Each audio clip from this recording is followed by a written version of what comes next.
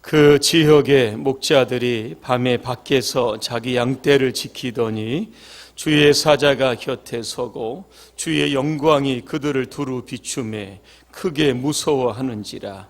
천사가 이르되 무서워하지 말라.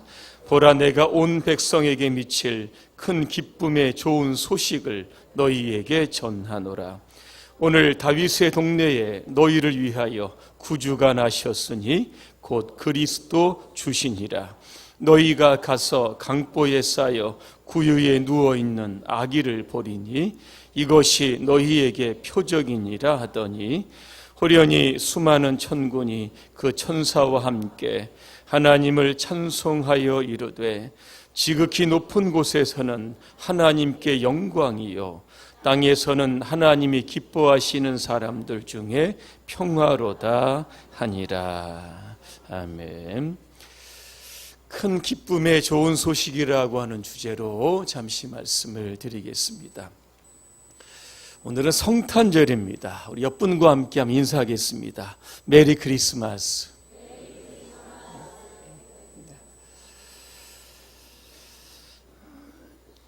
자, 제가 오늘 본문을 이렇게 함께 우리 합독을 했는데 혹시 본문을 읽으시면서 2000년 전에 수많은 천군과 천사들의 합창대가 예수님을 찬양하는 그 웅장한 합창 소리를 혹시 들으신 분 계십니까? 밤중에 들판에 메아리어 쳤던 그 찬양 소리가 얼마나 아름다웠을까를 한번 생각해 봅니다. 오늘 설교 후에 여러분은 2000년 전에 천군 천사가 불렀던 그 찬양 소리를 오늘 호산나 찬양대를 통해서 다시 듣게 될 겁니다. 여러분 많이 기대하시기를 바랍니다. 천사들이 불렀던 이 찬양의 주제는 예수 그리스도입니다. 11절에 보니까 천사가 예수님에 관한 호칭을 세 가지로 부릅니다. 구주, 그리스도, 주라, 그렇게 부릅니다. 저는 이 세 가지의 용어를 통하여 왜 예수님의 탄생이 큰 기쁨의 좋은 소식인지를 말씀드리려고 합니다. 첫째로 천사는 예수님을 구주라고 불렀습니다. 구주라고 하는 것은 구세주, 구원자 이 뜻입니다. 예수님은 우리를 죄에서 구원하셨습니다. 마태복음 1장 21절에 보니까 예수라고 하는 이름의 뜻이 무엇인가? 이는 그가 자기 백성을 그들의 죄에서 구원할 자이심이라 그랬습니다. 그 소요리 문답 14번에 보니까 이런 질문이 있습니다. 죄가 무엇인가? 그 답은 이렇게 되어 있습니다. 죄는 하나님의 법을 순종함에 부족한 것이나 혹 어기는 것이다. 그렇게 되어 있습니다. 구체적으로 이 죄가 무엇일까? 이 원어에 보면 세 가지로 정의하고 있습니다. 첫째로는 하말타노입니다. 이 뜻이 뭐냐면 목적을 어긴다는 뜻입니다. 인간이 지음받은 목적 무엇인지 아십니까? 하나님을 영화롭게 하고 영원토록 하나님을 즐거워하는 것입니다. 이 목적에 벗어나 하나님을 떠나는 것, 이게 바로 죄입니다.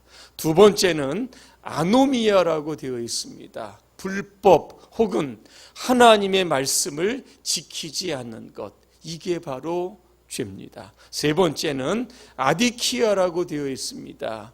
이 뜻은 불의한 것, 악을 행하는 것, 이게 죄라고 합니다. 로마서 1장 29절에 보니까 구체적인 악이 무엇인가 몇 가지가 나옵니다. 모든 불의, 추악, 탐욕, 악의가 가득한 것, 이것을 가리켜서 아디키아라 그렇게 부릅니다.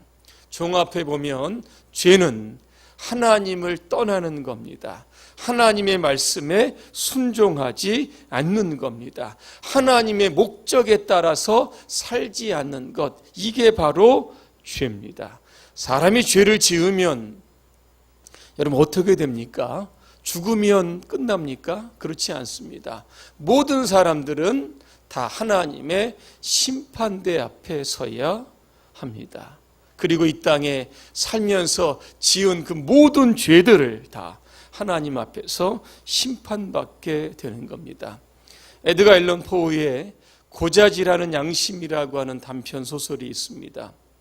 여기에 나온 주인공이 어느 날 살인을 합니다. 그 죽은 시체를 자기의 지하실에 시체를 묻습니다. 완전 범죄라고 생각했습니다. 그런데 그 다음 날 밤부터 사람의 심장 소리가 들려오기를 시작을 합니다. 아무리 귀를 막고 잠을 자려고 해도 그 소리가 떠나지 않았습니다. 그는 식은땀을 흘리면서 그 고통에서 벗어날 수가 없었습니다. 그래서 자세히 들여다보니까 그것은 지하실에서 나는 소리가 아니라 자기의 심장에서 나는 고동 소리였다고 합니다. 에드가 앨런 포우는 이 단편 소설을 통하여 피할 수 없는 죄책감의 고통을 우리에게 묘사하고 있는 겁니다. 죄는 숨긴다고 없어지는 것이 아닙니다. 숨어 있다고 용서되는 것도 아닙니다. 로마서 6장 23절입니다. 죄의 삭은 사망이요 하나님의 은사는 그리스도 예수 우리 주 안에 있는 영생이니라 그렇게 되어 있습니다. 죄의 삭은 여러분 사망입니다. 그런데 예수님께서 구세주로 이 땅에 오셔서 십자가에서 우리의 모든 죄를 용서해 주셨습니다. 그렇기 때문에 성탄절은 우리에게 큰 기쁨의 좋은 소식이 되는 그러한 날입니다. 두 번째, 천사는 예수님을 그리스도라고 했습니다. 그리스도, 메시아 같은 말입니다. 기름 부음을 받았다라고 하는 뜻입니다. 구약에 보니까 누구에게 기름 부음을 주게 되는가?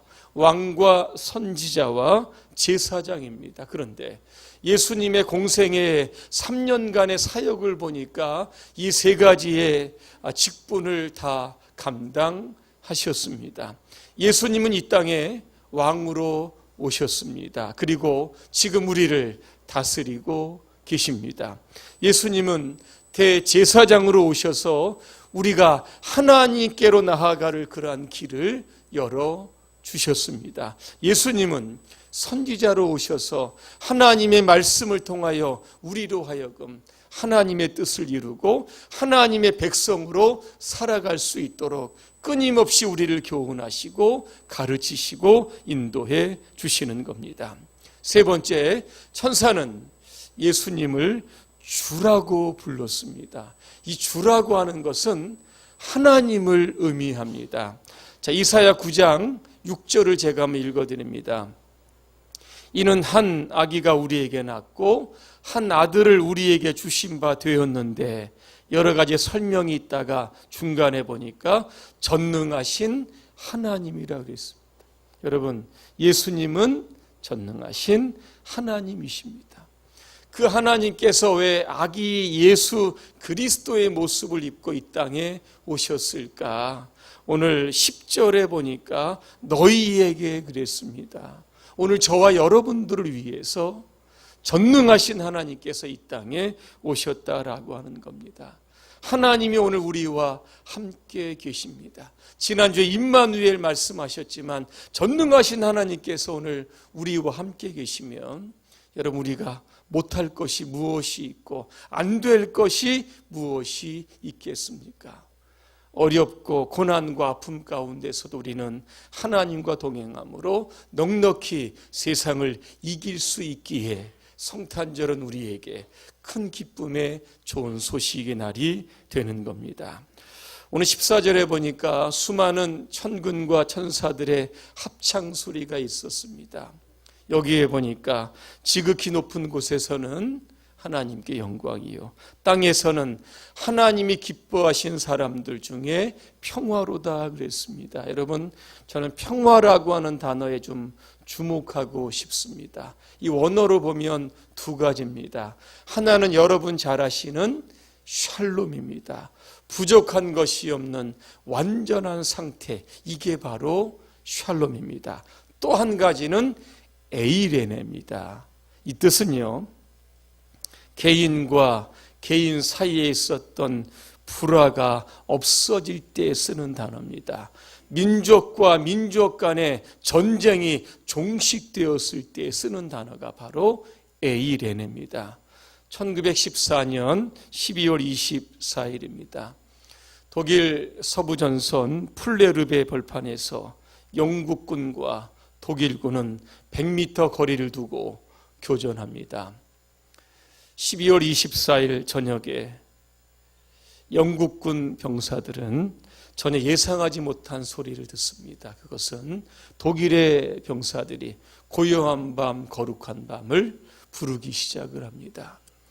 그것을 듣고 있던 영국군들은 참 노래 잘했다, 앙코르 그렇게 외쳤다고 합니다.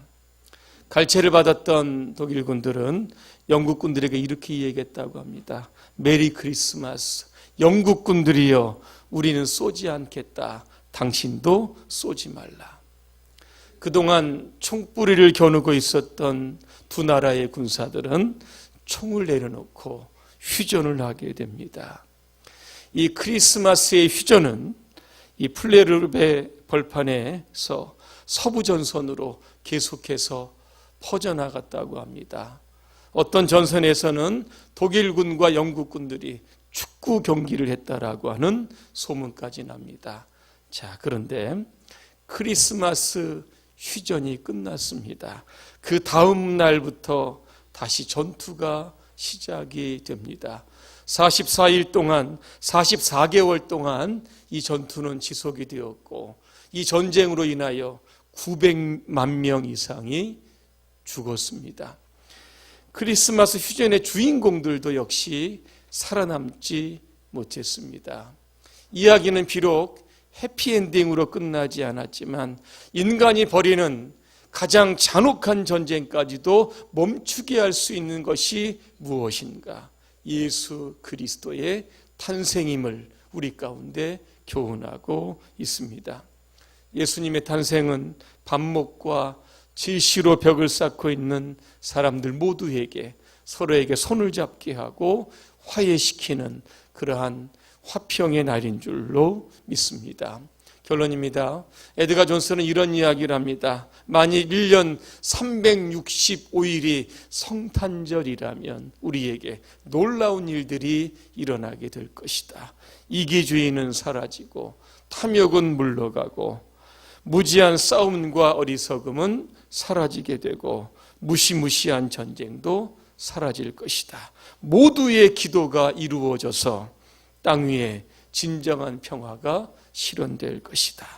이번 성탄절을 맞이해서 여러분의 가정과 교회와 이 나라와 이 민족 위에 싸움과 반목은 사라지고 주님의 성탄을 통하여 이 땅에 주님의 평화가 임하게 되시기를 주님의 이름으로 축원합니다. 기도하겠습니다. 은혜로우신 하나님, 죄인 된 우리를 구원하시기 위해 이 땅에 오신 예수 그리스도를 우리의 중심에 모시게 하여 주시고 그 예수님의 정신을 이어받아 이 땅에 피스메이커로 살아갈 수 있도록 우리를 축복해 주시옵소서.